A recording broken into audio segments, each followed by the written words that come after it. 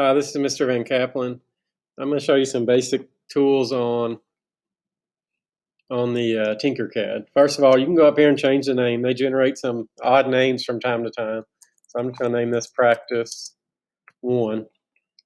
And it'll save it like that when you go back to your dashboard. I want to show you how to change the size of the basic shapes. Now, if you notice, we start out with basic shapes. You've got these two gray ones. These are holes already, and I will do that at a later point. I'll show you how to do those. You've got a box, cylinder, sphere, scribble. So I'm going to drag a box over here, and you can see it starts you out in this front view. You can click it and move, get all types of different ones. That one's not a bad one to work in. You can always hit the home button, and it takes you back to there, the little house button.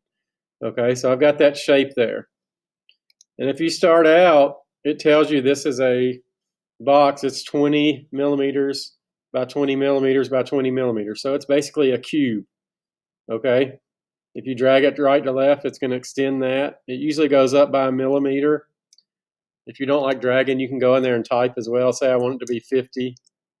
And then I want this one to be 22 or 25. And it's done that. Okay. Another way you can do it to keep it symmetrical, if you hold shift and then drag any of these white ones, it's going to make it, they all stay the same. So it stays a cube. My height and my width don't change. They change together. They're not separate. So say I wanted a cube that was 45. It's going to do that. Colors, you can click it and change it. You can pick any color you like. So let's see, we can go orange there. We can go black here for a Halloween theme. Okay, so you can change the size there. Someone had asked earlier today about elevating objects. So if you click it and you notice there's a little cone here, that's how you elevate it. You can move it up or down off the work plane. Okay, I know this one's 45 tall, so if I make it 45, it should be high enough to go to the top of the box. Okay, and you can move them up and things like that as well. Those are a couple of basic things. One of your lessons showed you how to align things earlier. Let me show you a better way to do that.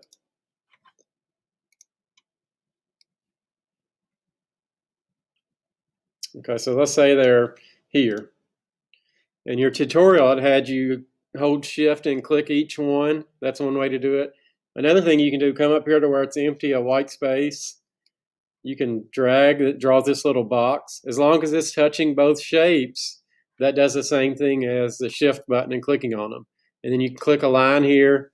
Let's say I want them to line up here in the middle. I click that and click that, and they have aligned.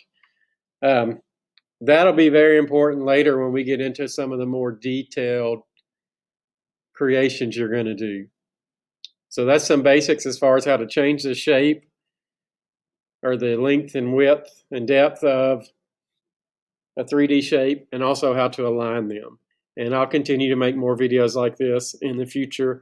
The next one I'm going to do is going to show you how to put holes in an object and make it pass through there, and then you can group it together.